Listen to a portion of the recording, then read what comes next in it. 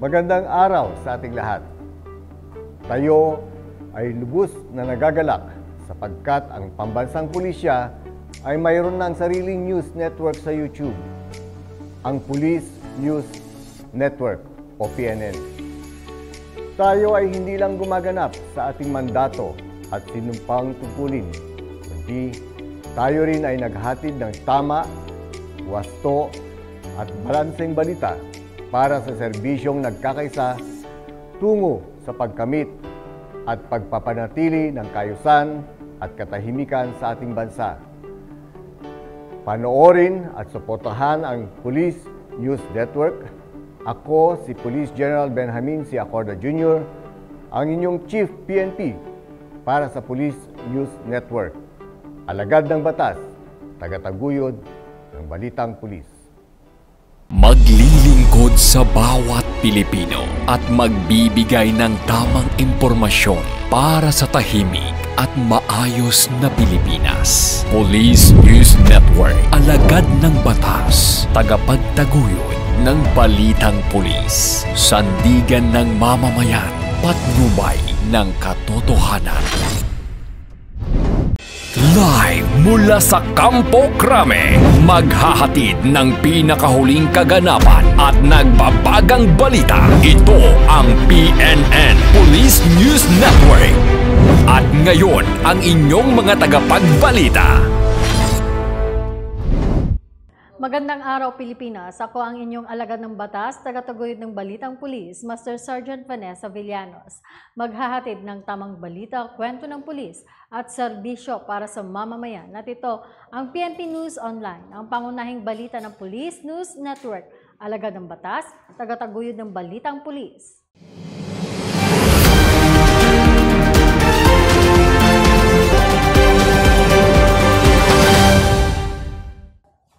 Ngayon ay araw ng linggo at narito ang mga balitang nakalap ng ating mga PNN correspondents sa loob ng linggong ito.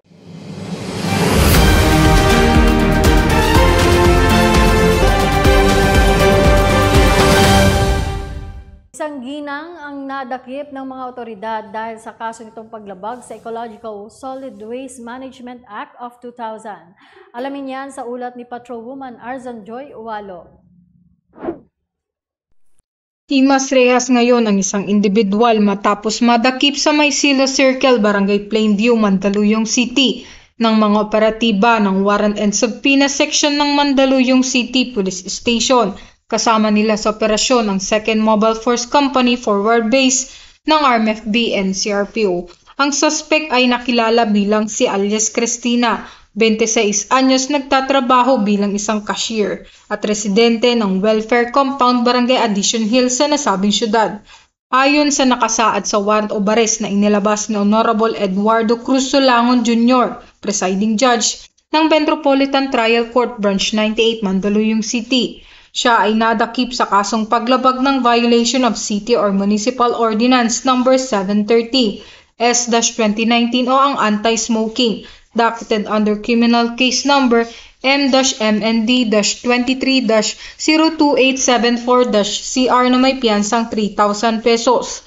Ang akusado ay kasalukuyang nakapihit na sa Mandaluyong City Police Station Custodial Facility.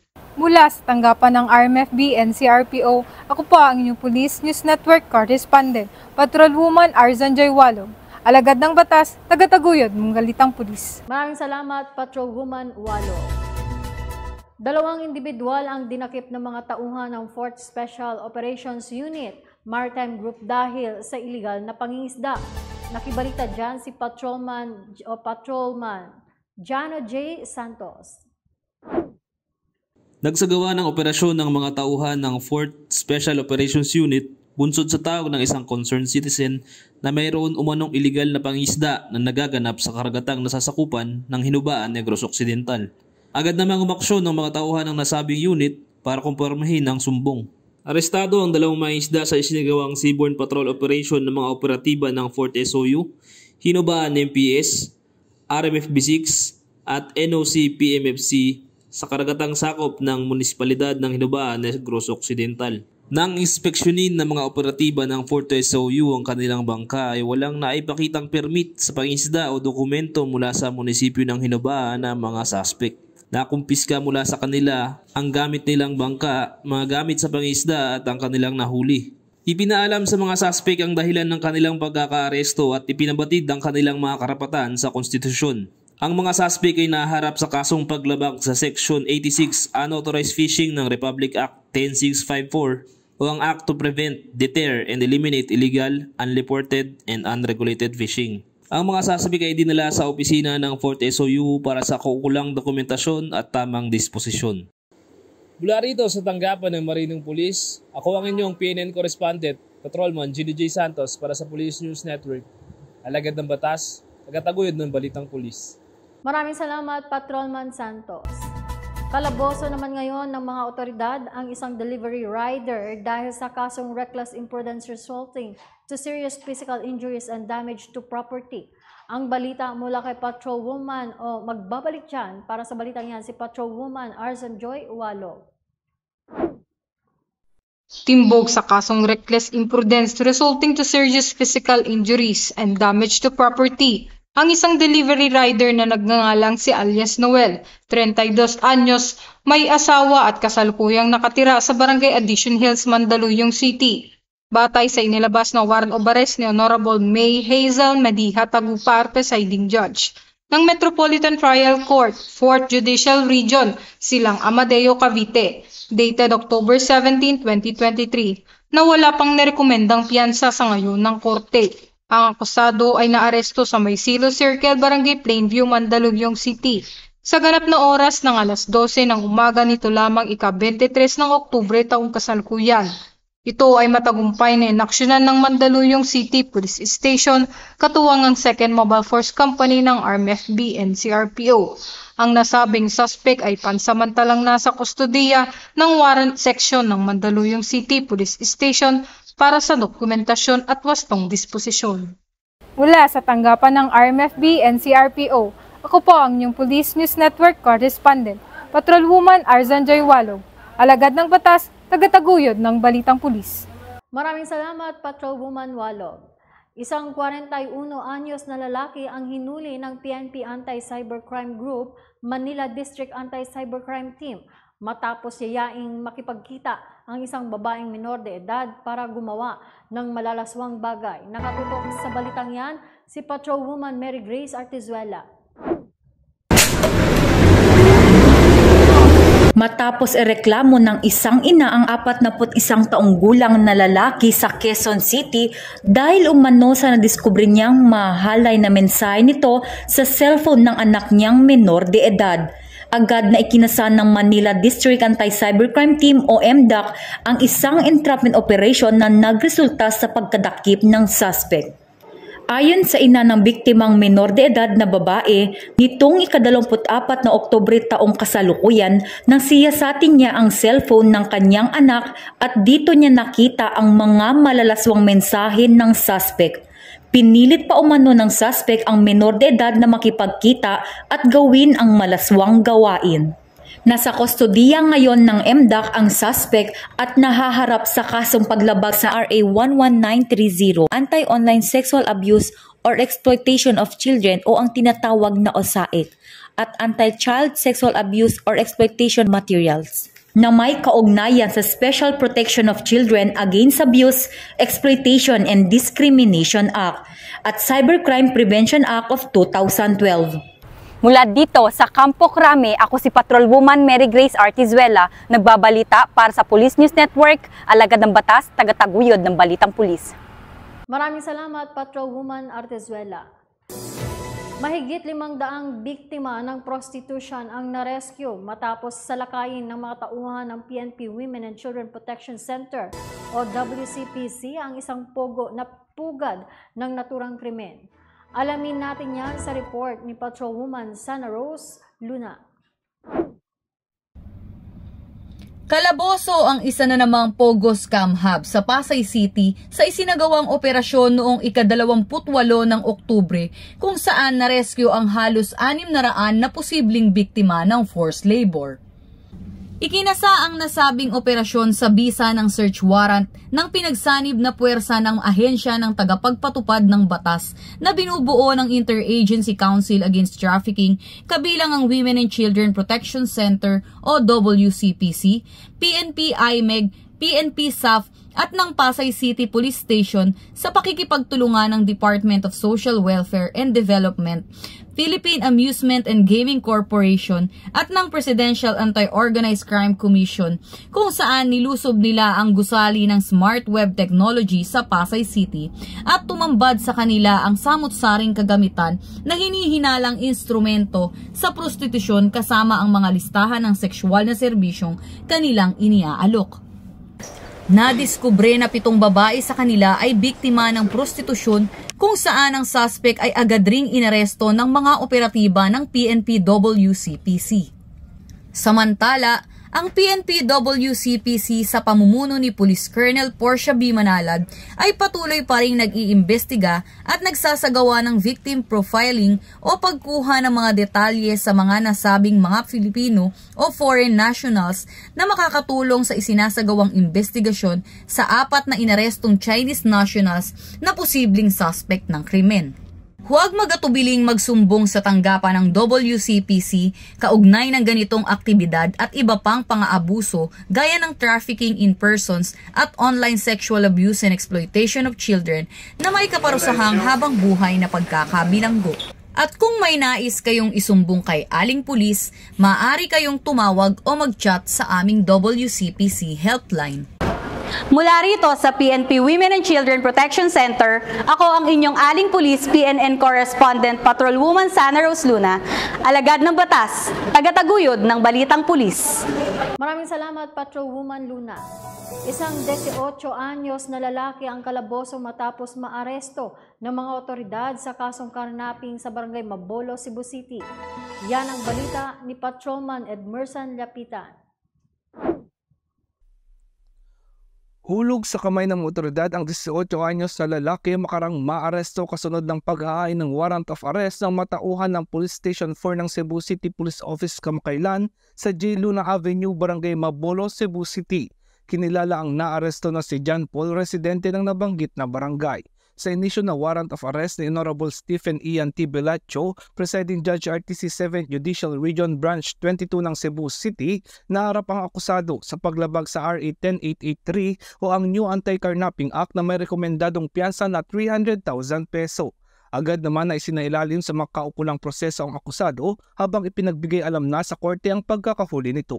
Sa likod ng masidhing paghahanda sa BSKE at UNDAS, ang kapulisan ay patuloy sa pagbibigay katuparan sa lahat ng saklaw ng kanilang tungkulin para sa tiyak na kaayusan at kaligtasan ng mamamayan at maging ng komunidad.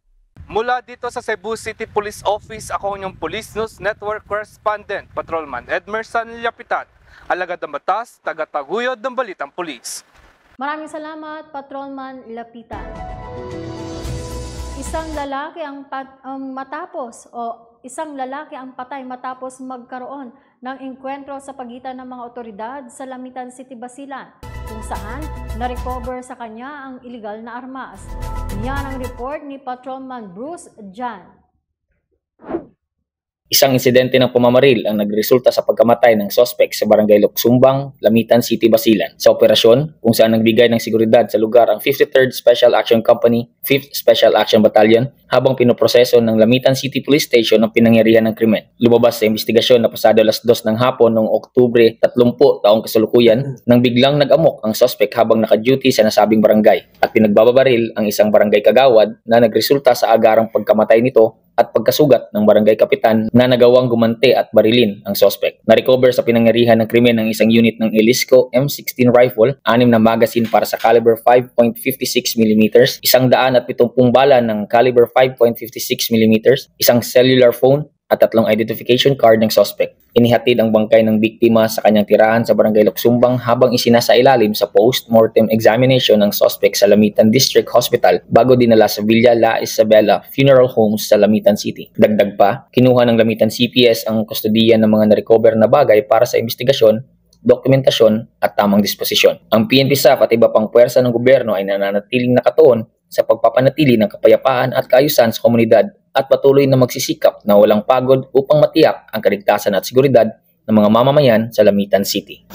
At mula sa tahanan ninyong tagaligtas na inyong maasahan anumang oras, ako ang inyong PNN correspondent, Patrolman Bruce Jan Dakil, alagad ng batas, tagataguyod ng Balitang Pulis. Maraming salamat, Patrolman Jan.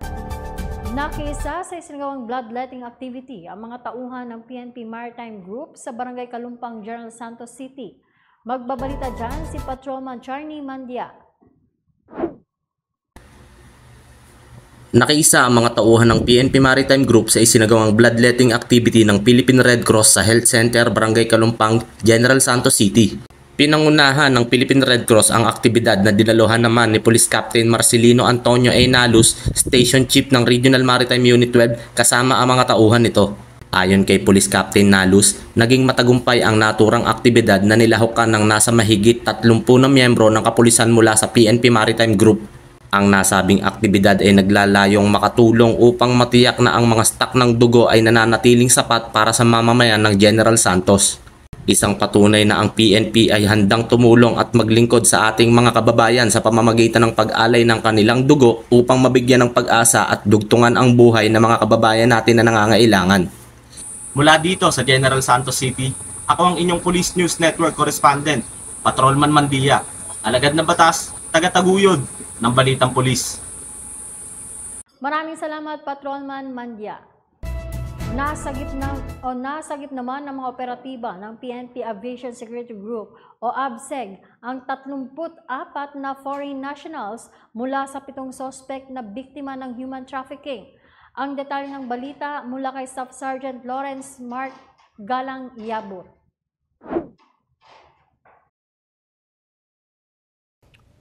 October 30, 2023 sa NAIA Terminal 2, Pasay City, habang binabantayan ng seguridad ng mga pasahero at paliparan sa buong bansa upang magkaroon ng matiwasay at mapayapang eleksyon ng barangay at sangguniang kabataan at pag-obserba ngayong undas.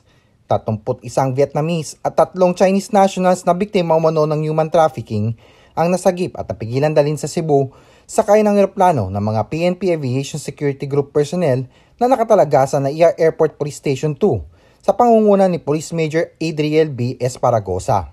Isang follow-up operation ang kinasa ng pwersa ng NAIA Airport Police Station 2 at nagdulot sa matagumpay na pagkaaresto ng isang Malaysian national, 2 Chinese nationals at 4 na Pilipinong driver na positibong kinilala ng mga biktima na sa pilitang magdadala sa kanila sa Cebu City. Samantala, isang unlisensyadong Glock 42 pistol na may kasamang magazine na naglalaman ng 7 bala ang nakuha rin mula sa isa sa mga suspect na nakilalang si Wen Hua Hu, isang Malaysian national. Habang kinakausap ang mga biktima at iniimbestigahan, napag-alaman na ang mga biktima ay na-recruit online mula pa sa Vietnam na kung saan ay magtatrabaho sila sa isang restaurant sa Pilipinas noong July 2023. Imbis na magtrabaho sa isang restaurant, sila ay ginawang mga empleyado ng GND Online Gaming, isang pogo company sa ATI Building, Barangay Tambo, Parañaque City. Isiniwalat din ng mga biktima na sila ay restricted na nasabing kumpanya at ang kanilang passports ay nakumpiska rin. Dinagdag pa ng mga biktima na sila ay lilipat sa isa pang kumpanya na nakabase sa Cebu Province ng labag sa kanilang kalooban. Nang sila ay mahatid sa NAIA Terminal 2, naging oportunidad ng mga biktima na agad makahingi ng tulong sa mga otoridad ng PNP ABSEG Group. Samantala, ang mga individual na sangkot sa di umanong human trafficking ay napag-alaman ng kadahilanan ng kanilang pagkaaresto at kanilang mga karapatan sa lengguwahe na kanilang alam habang ito ay nakarecord sa isang alternative recording device.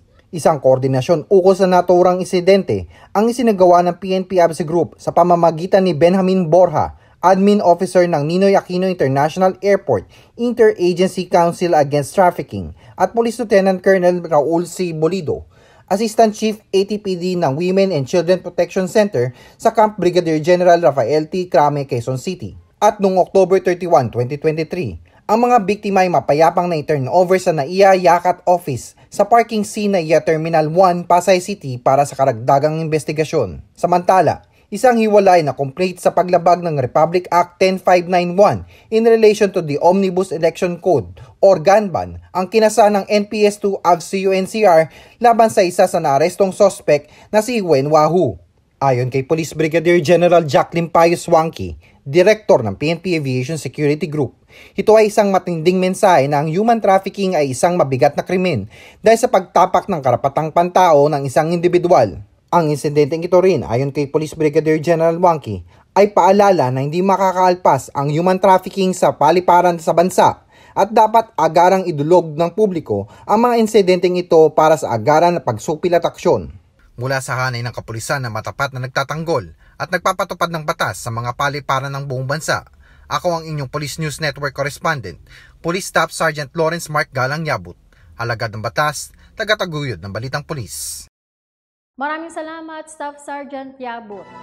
Isang lalaki na nang-agaw ng baril ng isang pulis ang huli na ng mga tauhan ng Southern Police District. Ito ay matapos sila kaagad na magkasa ng follow-up operation sa Las Piñas City. Nakatutok sa balitang yan si Staff Sergeant Mary Rose Daet.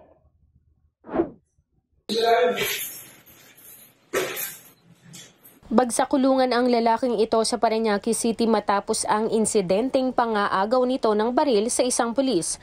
Sa post sa CCTV, dakong alas 12:25 ng madaling araw kahapon, sa harap ng Palañag Cemetery ang nakaduting pulis para magbigay ng seguridad sa ligtas undas. Makikita rin ang dalawang lalaking ito na naglalakad nang bigla na lang magsuntukan. Pagkatapos niyan ay naglakad ulit na para bang walang nangyari. Maya-maya pa, lumapit ang isang lasing na sospek sa pulis at walang ano-ano'y bigla na lang pilit na inagaw ng sospek ang baril ng pulis at nang makuha ay ipinutok ito kay Corporal Delayo na nagtamo ng sugat sa ulo ng madapisan ito. Maswerte naman na hindi tinamaan ang kasama ni Delayo na si Corporal Manatad na agad na rumisponde at nakipagputukan sa sospek. Yung hindi ko akalain na may balak na masama sa akin ng tao. Kasi ang alam ko, lalapit lang siya sa akin para may sasabihin na saan kayo nang may ng tulong. Hindi ko akalain na nagawala ko ng baril. Yung paglapit ko, nakita ko nakuha na yung baril, kaya nailang na ako kasi harap ko pa yung kabady ko. Hindi ko rin maputukan, gawang kontrolado ko yung baril ko, baka matamahan ko yung kabady ko. Besides, marami rin mga tao, mga sibilyan, paligid namin, kaya kontrolado ko talaga. Pasalamat pa rin po kami, ha. Bait pa rin ng Panginoon, bigyan kami ng pangalawang buhay dito this time na to. Nakinilalang si alias Toto Negro. Nakakalungkot kasi nga pulis natin ang kuwan doon ang biktima, no? Na supposed to be sila yung nagbabantay nga doon para kuwan maging secured yung ating pag-observe ng undas, no? Sila pa ang pinagtangkaan. Okay. Sir, well, initially kasi nung kinausap ko sila, no? He was expecting na yung taong lumalapit sa kanila, hingi ng tulong. Not knowingly, na agawin pala yung baril niya.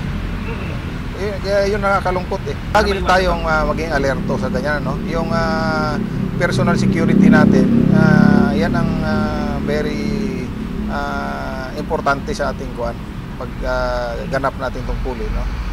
Tumakas ang suspect na bitbit ang inagaw na baril, ngunit sa ikinasang follow-up operation ng San Dionisio Substation ng Parañaque City Police Station, mabilis na nadakip ang suspect at nabawi ang service firearm ni Delayon. Ayon pa sa investigasyon ay may tinutukan pa umanong menor de edad itong suspect dahilan upang dagdag kaso ang isinampa laban sa kanya. Nakatambay lang po kami sa creek ng girlfriend ko, tapos bigla na lang po siyang lumapit.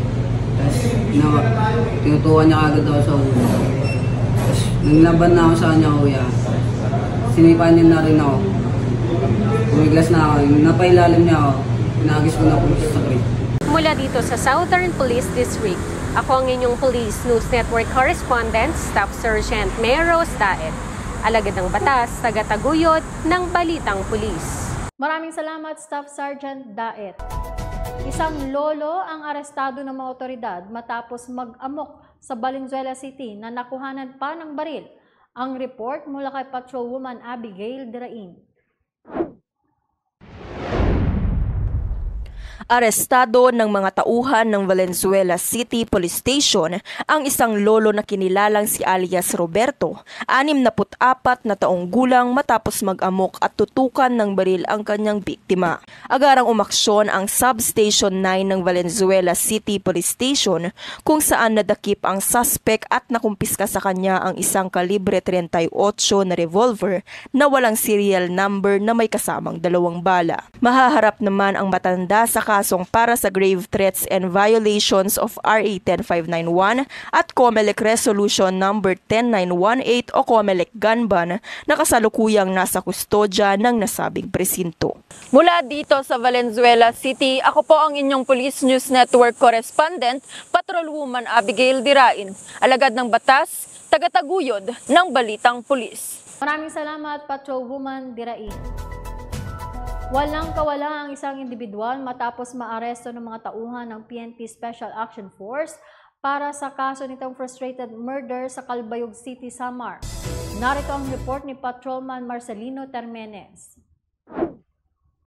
Unang araw ng Nobyembre taong kasalukuyan, nagsagawa ng Joint Law Enforcement Operation ang 12th Special Action Company, 12th Special Action Battalion ng PNP SAF bilang suporta sa Western Samar Maritime Police Station, 804th Maneuver Company, RMFB 8 at Calbayog City Police Station na nagresulta sa pagkakaresto ng isang personalidad sa Barangay Hugon Rosales, Oquendo District, Calbayog City, Samar. Ang warrant of arrest para sa kasong frustrated murder na may biyansang nagkakahalaga ng 200,000 ay inisyo ni Honorable Reynaldo B. Clements, Presiding Judge RTC 8 Judicial Region Branch 31, Calbayog City, Samar noong December 15, 2014. Kasalukuyan nang nasa pangangalaga ng Calbayog CPS ang naaresto para sa dokumentasyon at tamang disposisyon. Ang matagumpay na operasyon ay isa na namang patunay ng dedikasyon ng PNP SAF sa patuloy na pagtiyak ng kaligtasan at seguridad ng komunidad upang masiguro ang kapayapaan sa paggunita ng undas. At mula dito sa tahanan ng inyong tagaligtas na inyong maasahan anumang oras, ako ang inyong PNN correspondent, Patrolman Marcelino Termenes, alagad ng batas, tagataguyod ng balitang pulis. Maraming salamat, Patrolman Termenes. Bida program sa pamamagitan ng SIPA kontra droga ang isinagawa ng 7th Mobile Force Company ng Regional Mobile Force Battalion ng NCRPO para sa mga estudyante ng Taguig National High School.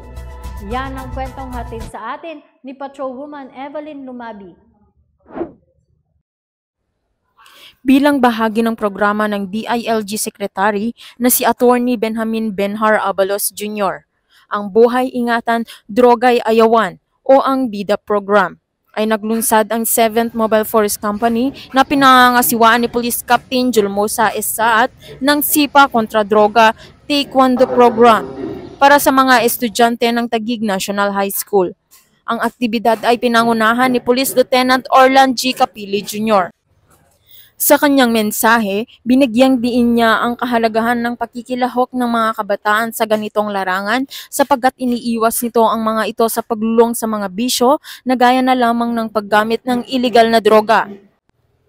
Ito ay alinsunod sa direktiba ng Force Commander na si Police Colonel Mario Pimalana na ang hangad ay ang hubugin ang mga kabataan upang maging responsableng mamamayan ng bansa na malayo sa droga, kriminalidad at iba pang iligal na gawain. Ayan po, good morning po. Once again, I'm Nicole Herrera from a grade 12 student of Taguig National High School. Today po, meron pong naganap na seminar program about po sa SIPA kontra droga, BIDA, Buhay Ingatan, Droga'y Ayawan. It's a good opportunity po lalo na dito sa aming school na matutunan po namin yung mga basic skills po sa Taekwondo, especially po hindi lang po sa lalaki kundi po sa aming mga babae. But magagamit po namin ito kapag nangangailangan po kami yung sabihin po natin sa self-defense po. Mula rito sa Regional Mobile Force Battalion NCRPO, ako po ang inyong Police News Network correspondent, Patrolwoman Evelyn T. Lumabi, alagad ng batas, tagataguyod ng balitang pulis. Mahigit sa 47 milyong pisong halaga ng cocaine ang nakumpiska sa ikinasang interdiction operation ng PNP Drug Enforcement Group o PDEG sa NAIA na nagresulta rin sa pagkakasakote sa isang Bolivian national. Nakatutok sa balitang yan si Patrolman Justin Mamolo.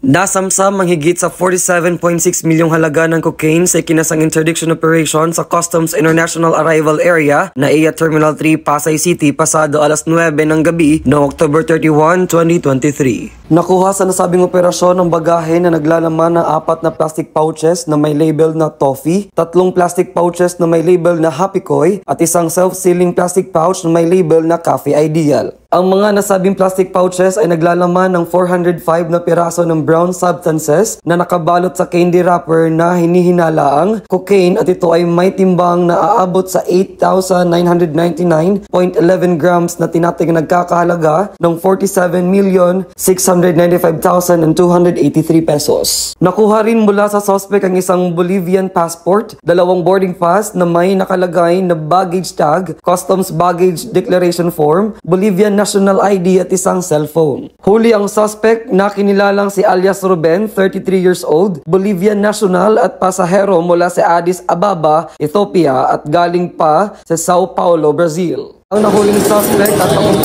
illegal na droga ay kasalukuyang nasa kustodiya ng NAIA headquarters para sa tamang disposisyon. Ang operasyong ito ay matagumpay na isinagawa ng mga tauhan ng NAIA Interagency Drug Interdiction Task Group kung saan kabilang ang PNP Drug Enforcement Group. Bilang ito ang pangunahing mandato ng PDEG, hindi tumitigil ang aming unit sa malawakang opensiba kontra illegal na droga. Para sa mga nais magsumbong, maaari kayong mag-text o tumawag sa mga numero na nasa screen. Para sa serbisyong nagkakaisa, sagot sa pagsugpo sa iligal na droga. Mula sa tanggapan ng PNP Drug Enforcement Group, ako ang inyong Police News Network Correspondent, Patrolman Justin Mamolo, alagad ng batas, tagataguyod ng Balitang Pulis. Maraming salamat, Patrolman Mamolo. Tuluyan ng nahuli ng mga tauhan ng Eastern Police District ang isang most wanted person na may kasong robbery sa Pasig City.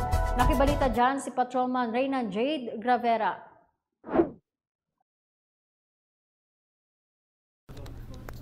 Sa bisa ng warrant of arrest na inilabas ni Presiding Judge Honorable Rowena de Juan Kinagoran ng RTC Branch 166, Pasig City noong ika-26 ng Oktubre taong kasalukuyan, natunton at naaresto ng mga tauhan ng Pasig City Police Station, Warrant and Subpoena Section, ang most wanted person na kinilalang si alias Bungo, 21 anyos at residente ng Pinagbuhatan, Pasig City sa kasong 2 counts of robbery nito lamang Martes. Matapos ihain ang warrant of arrest ng suspect at basahan ng karapatan bilang akusado, dinala siya sa Pasig City Police Station Custodial Facility para sa kaukulang disposisyon habang naghihintay ng pagdinig ng kanyang kaso sa korte. Tinitiyak ng PNP na mas paiigtingin pa ang kanilang kampanya kontra kriminalidad, madakip ang may mga atraso sa batas at mabigyang hustisya ang mga biktima.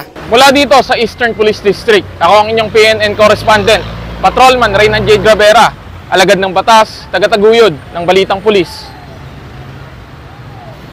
Maraming salamat, Patrolman Gravera.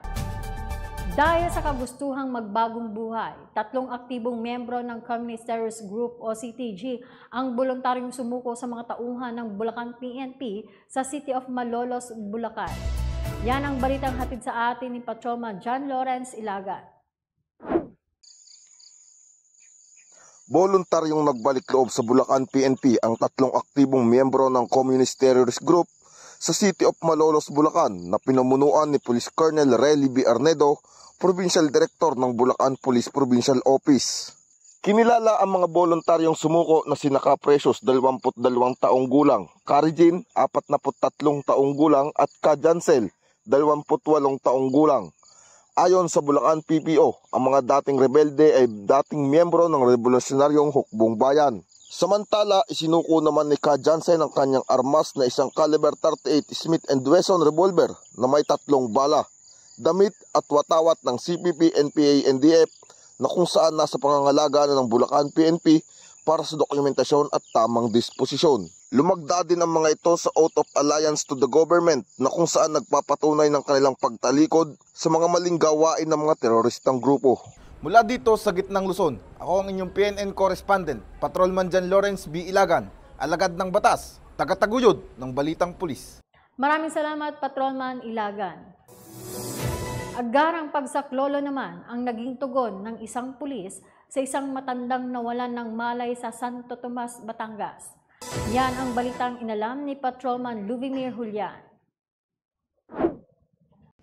Isang kabayanihan ang ipinamalas ng 2 pulis na nakatalaga sa Santo Tomas City Police Station matapos silang sumaklolo sa isang lola sa sementeryo matapos itong mawalan ng malay sa kasagsagan ng dagsa ng tao sa San Joaquin Cemetery, Barangay San Joaquin, Santo Tomas, Batangas. Kinilala ang 2 magiting na pulis bilang sina Police Corporal John Robert Porio at Patrolman Rodney Glenn Cornejo. Rumesponde si Porio at Cornejo matapos pagpunta sa kanilang Police Assistance Desk ang isang lalaki na humihingi ng tulong nang mahirapang huminga ang kanilang kasamang senior citizen na si Seni Gobe, 65 taong gulang at residente ng nasabing bayan. Binuhat ng 2 pulis ang lola papunta sa rescue ambulance ng local government ng Santo Tomas na naka-standby din sa naturang sementeryo. Naging maayos din kalaunan ang kalagayan ng lola matapos malapatan ng first aid. Mula dito sa Calabarzon, ako po ang inyong Police News Network Correspondent, Patrolman Luvimir Julian, alagad ng batas, tagataguyod ng balitang pulis. At yan ang mga balitang nakalap ng ating mga PNN correspondents mula Luzon, Visayas at Mindanao sa loob ng linggong ito. Sa ngalan ng 228,000 strong members ng Philippine National Police sa pangunguna ni Chief PNP General Benjamin Casuga Acorda Jr., kami ay maglilingkod sa bawat Pilipino at magbibigay ng tama at balanseng balita para sa serbisyong nagkakaisa. Mula rito sa tanggapan ng tagapag-ugnay ng Pambansang Pulisya, ako ang inyong alagad ng batas, tagataguyod ng Balitang Pulis, Master Sergeant Vanessa Villanos. Maghahatid ng tamang balita, kwento ng pulis at serbisyo para sa mamamayan. At ito ang PNP News Online, ang pangunahing balita ng Police News Network.